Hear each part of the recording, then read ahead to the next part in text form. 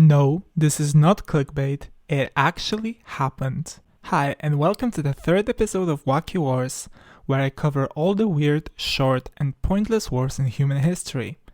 Today we'll take a look at the Petrich Incident, also known as the War of the Stray Dog.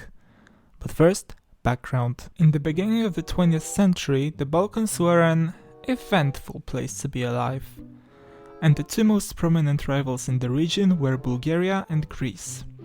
These two countries competed over the territories of Macedonia and Western Thrace, which led to skirmishes in the period between 1904 and 1908. Then came the Balkan Wars. In the first one, both countries went with the enemy of my enemy is my friend mentality and kicked out the Ottomans from the peninsula for good. However, Bulgaria was not happy with how the territory was divided. Cue Balkan War II. Long story short, they got crushed and lost access to the Mediterranean Sea.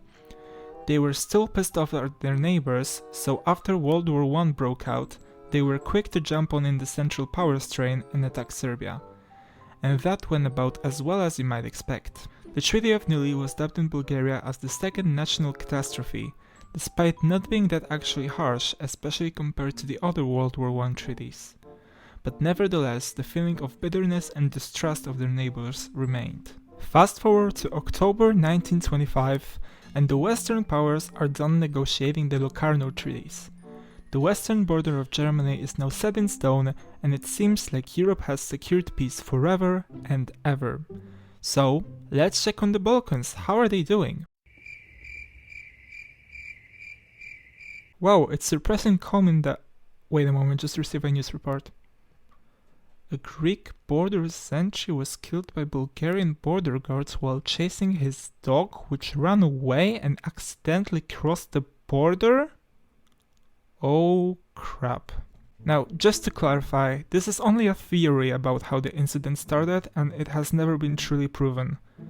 What is known is that on October 19, 1925, at a border checkpoint near Demir Kapu, gunfire was heard and Bulgarian soldiers killed a border sentry and an officer, both Greek. The news of what happened reached the Greek government the next day, with the War Ministry receiving misleading news about Bulgarians having attacked in a battalion strength.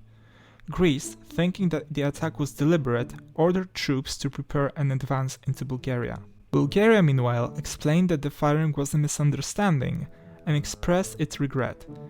They proposed both countries investigate the incident, which Greece rejected, claiming that Bulgarian troops were still stationed on Greek territory. They sent Bulgaria an ultimatum, calling for punishing the killers, a formal apology, and financial compensation of 2 million French francs. Bulgaria said no, and so on October 22nd, the Greek troops went in. Bulgaria immediately appealed to the League of Nations for assistance. In the meantime, the fighting began, with the IMRO supporting the Bulgarian resistance. The Greek army didn't manage to break into the Bulgarian town of Petrich, as the League quickly ordered a ceasefire. Greece was to withdraw all of their troops and pay £45,000 to Bulgaria in compensation, which they did in 2 months. In return, Bulgaria paid compensation to the victims' families. The League sent attachés to supervise and monitor the situation in Petrich and the surrounding areas.